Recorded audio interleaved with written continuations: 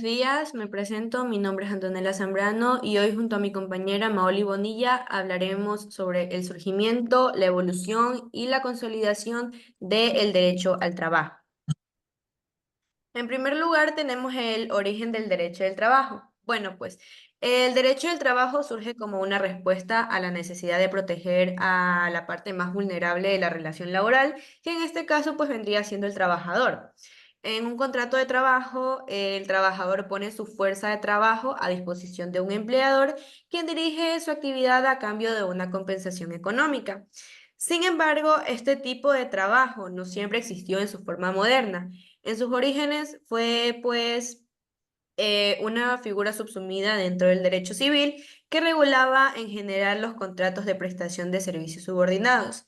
Ya con el paso del tiempo y ante la creciente industrialización, surgió la necesidad de crear una disciplina jurídica autónoma que atendiera a las particularidades de esta relación laboral, marcada como la desigualdad estructural entre el empleador y el trabajador. Bueno, yo les hablaré sobre las características del trabajo. Como primera característica tenemos la subordinación. El trabajador cede por parte de su libertad para someterse a la dirección del empleador. Aún así, la subordinación es de tipo jurídico, lo cual significa que el trabajador conserva sus derechos fundamentales como la dignidad, el honor y la privacidad. Como segunda característica tenemos la dignidad de los frutos del trabajo. Los resultados del trabajo pertenecen al trabajador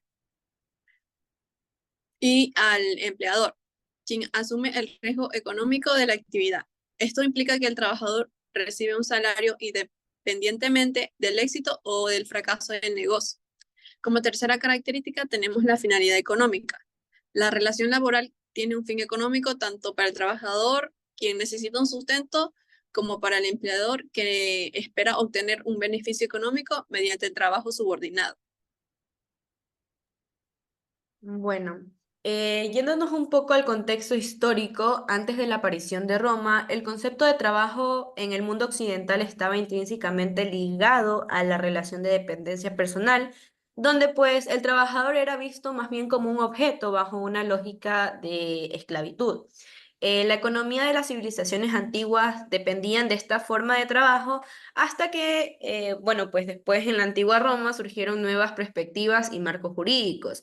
Em, con el crecimiento poblacional y la escasez de mano de obra esclava, los romanos libres en situaciones económicas precarias empezaron a arrendar sus servicios, lo que generó la necesidad de contratos específicos para regular el trabajo libre. De este contexto nace el contrato de locandio conductio operarum, centrado en la actividad del trabajo, perdón, del trabajador, y el locandio conductio operis, orientado a la creación de una obra específica. Bueno, pues básicamente el locatio conductio operarum se refiere a la relación en la que una persona, en este caso el locador, contrata a otra, que en este caso vendría siendo el conductor, para que preste su trabajo o servicios. En este caso, el conductor se compromete a realizar una actividad bajo la dirección y la supervisión del locador. Por otra parte, tenemos el locandio conductio peris, que este más bien se refiere a la contratación de una obra específica o un resultado en concreto. El locador contrata a un artesano o a un trabajador para que realice una obra determinada, por ejemplo, la construcción de un edificio o la fabricación de un mueble. Que a diferencia del locandio conductio operarum, el conductor tiene mayor libertad este, en la ejecución del trabajo, ya que se le contrata para lograr un resultado específico y no necesariamente para seguir instrucciones detalladas. Bueno, pues estas dos figuras sentaron las bases para la distinción entre el trabajo esclavo y el trabajo libre y se mantuvieron con pocas variaciones en la Edad Media hasta que se pudo formalizar en el Código Civil francés en el año 1804. Durante la Edad Media, especialmente en el siglo V y el 13, el trabajo asalariado no cambió mucho en comparación en épocas anteriores. La estructura social denominante era el feudalismo, donde los señores feudales controlaban grandes tierras y ofrecían protección a los siervos a cambio de trabajo. Los siervos, también llamados siervos de gleba, trabajaban obligatoriamente en las tierras de sus señores y no tenían libertad para elegir sus actividades ni moverse libremente, ya que su situación se heredaba de generación en generación. Aunque los siervos tenían algunos derechos, su situación era parecida a la esclavitud, pues dependían completamente de sus señores y no podían disponer de su vida laboral de manera independiente. El desarrollo del derecho de trabajo. Durante la transición del feudalismo hacia una economía de mercado, Europa vivió profundos cambios sociales y económicos a medida que surgieron las primeras ciudades y crecieron los mercados regionales. Muchas personas dejaron el campo para trasladarse a los urbes. Allí su trabajo era crucial para el desarrollo de talleres artesanales que se convirtieron en el centro de producción. Estos talleres, el maestro ocupaba la posición principal, supervisando el trabajo de los oficiales, quienes recibían un salario por sus tareas específicas, y de los aprendices jóvenes en formación que aspiraban a ser oficiales. Esta organización fue una forma temprana de trabajo salariado, ya que luego se consolidaría en una economía de mercado en expansión. Los maestros decidieron crear gremios para limitar la competencia y proteger su oficio, organizándose en actividades clave como la carpintería y la herrería. Los oficiales, por su parte, también comenzaron a unirse para defender sus derechos laborales, en lo que puede considerarse como una forma temprana de sindicatos. Este periodo es crucial para entender la evolución del trabajo asalariado y del derecho del trabajo, pues comenzó a reconocer distintas figuras como trabajadores, empleadores, empresas y asociaciones laborales. Estas estructuras productivas reflejaban una economía de mercado en gestación y fueron el punto de partida de una organización laboral más formal. Con la llegada del capitalismo industrial en el siglo XVIII, este sistema se transformó profundamente. La producción en masa, impulsada por innovaciones técnicas, redujo los costos, pero empeoró las condiciones laborales. La introducción de largas jornadas, salarios bajos, inseguridad laboral y trabajo infantil motivó a los trabajadores a organizarse para exigir mejores condiciones de vida y laborales. En este contexto surgió el derecho de trabajo como disciplina autónoma, con el propósito de equilibrar la relación entre trabajadores y empleadores, además de su rol de protección al trabajador. El derecho de trabajo buscaba mantener la paz social y regular los conflictos entre el capital y el trabajo en una época de crecientes tensiones económicas y sociales.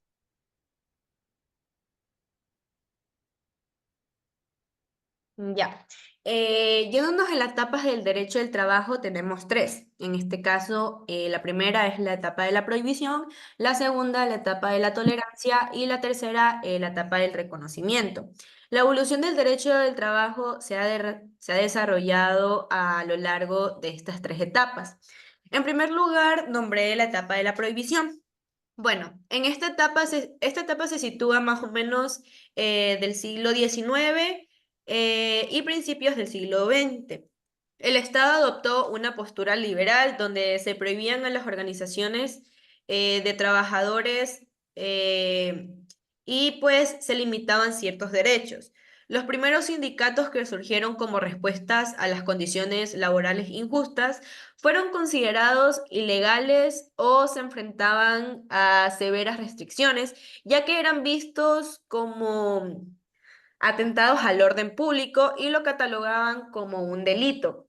En este contexto, pues las condiciones laborales eran verdaderamente precarias, con largas jornadas, bajos salarios y faltas de derechos. Pero a pesar de la reprensión estatal, los trabajadores comenzaron a organizarse en sindicatos y a luchar con mejores condiciones laborales. Es por esto que en la etapa, bueno, en la etapa de la prohibición, eh, esta sentó las bases para la evolución del derecho del trabajo. porque aunque fue un periodo de represión, también fue un tiempo de resistencia y organización que eventualmente conduciría a un reconocimiento mucho más amplio de los derechos laborales que surgen en las siguientes dos etapas que veremos. Es por eso que viene la etapa, bueno, la segunda etapa del derecho del trabajo, que es la tolerancia. A medida que pasaba el tiempo, el Estado comenzó a adaptar una postura mucho más tolerante hacia las organizaciones de trabajadores. Esta surge en un momento en que, bueno, pues la presión social y las demandas de los trabajadores comienzan a ser un poco más evidente, lo que lleva a un cambio en la postura del Estado hacia las organizaciones laborales. A medida que los sindicatos ganan fuerza y, bueno, ganaban fuerza y visibilidad, el Estado comenzaba a reconocer la necesidad de permitir ciertas, pues, actividades sindicales. Bueno, la represión que caracterizó la etapa anterior, o sea, la prohibición, empieza a disminuir, pero igual no se llegaba a una aceptación total de los derechos laborales, que aunque los sindicatos aún enfrentaban restricciones, se anulaban algunas sanciones que pesaban sobre ellos, permitiéndoles, aunque sea un poco más de libertad de organización. Es por esto que la etapa de la tolerancia, la segunda etapa, es un periodo de transición que claramente marcó un cambio en la relación entre el Estado y los trabajadores, que aunque aún existían obviamente limitaciones, empezaban a reconocer la importancia de la regulación laboral y la protección de los derechos de los trabajadores. Finalmente viene la etapa del reconocimiento, que es la tercera y última etapa, que bueno, pues esta se caracterizó por tener un cambio ya bastante significativo entre la relación del Estado, los empleadores y los trabajadores. Bueno, esta etapa del reconocimiento surge en un momento en que las luchas laborales habían ganado muchísima mayor visibilidad y los sindicatos habían logrado consolidarse como actores importantes en la defensa de los derechos de los trabajadores. Bueno, pues en ese entonces el Estado ya comenzaba a invertir de manera decidida en las relaciones laborales, reconociendo ya un poco de manera formal el conjunto de derechos laborales, que esas intervenciones se basaban en la idea de que el conflicto de intereses entre empleadores y trabajadores eran inherentes a las relaciones laborales y no a una patología de ser erradicada. Comenzaron ya a reconocer los derechos laborales, como la regulación de la jornada laboral, por ejemplo, también el derecho a un salario justo y la protección contra despidos arbitrarios. De esta manera, los sindicatos se convierten en actores mucho más reconocidos y legitimados en el ámbito laboral, como el derecho a negociar colectivamente en nombre de los trabajadores. Em, Esta etapa del reconocimiento representa la protección de los derechos laborales y la este, legitimación de los sindicatos como representantes de los trabajadores. Asimismo, pues en la creación de un marco normativo que buscaba equilibrar la relación entre los empleadores y los trabajadores. Bueno, la constitucionalización del derecho al trabajo. O primero tenemos la elevación a derechos fundamentales. La constitucionalización del derecho de trabajo implica que los derechos laborales han sido incorporados en los textos constitucionales, no solo como declaraciones programáticas, sino también como derechos subjetivos perfectos. Esto significa que estos derechos son reconocidos y protegidos a nivel constitucional, lo que les otorga una fuerza mayor y protección legal. Como segundo, tenemos las consecuencias jurídicas. La inclusión de los derechos laborales en la Constitución tiene varias implicaciones, que son la alta valoración. Denota una alta valoración en los intereses tutelados por el derecho del trabajo. La intangibilidad. Los derechos laborales constitucionalizados no pueden ser vulnerados por normas legislativas inferiores. Y límite a desregulación, que actúan como un límite a las tendencias desreguladoras en el ámbito laboral, asegurando que ciertos derechos sean protegidos frente a cambios legislativos que pueden ser perjudicados.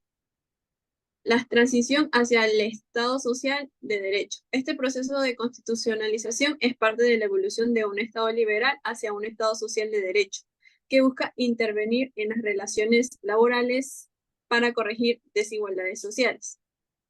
La constitucionalización ha elevado estos derechos a un estatus fundamental, garantizando su protección frente a posibles desregulaciones y asegurando su reconocimiento en el marco jurídico de los estados. Esto refleja un cambio hacia un Estado social de derecho que busca corregir desigualdades y proteger a los trabajadores.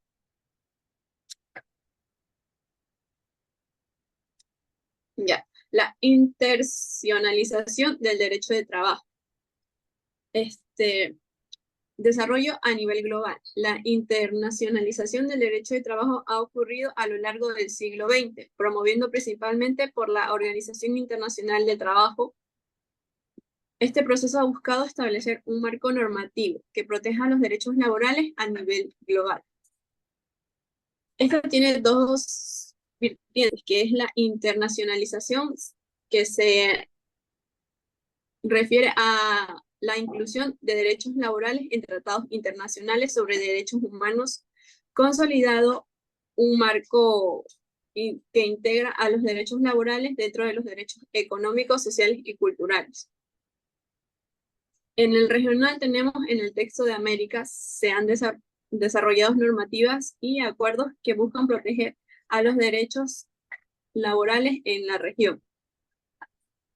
Y tenemos también a la adaptación a coyunturas. El programa de acción de la OIT ha tenido que adaptarse a las distintas coyunturas del mundo, desde su creación en 1919 hasta la actualidad, respondiendo a las necesidades cambiantes de los trabajadores en un contexto globalizado.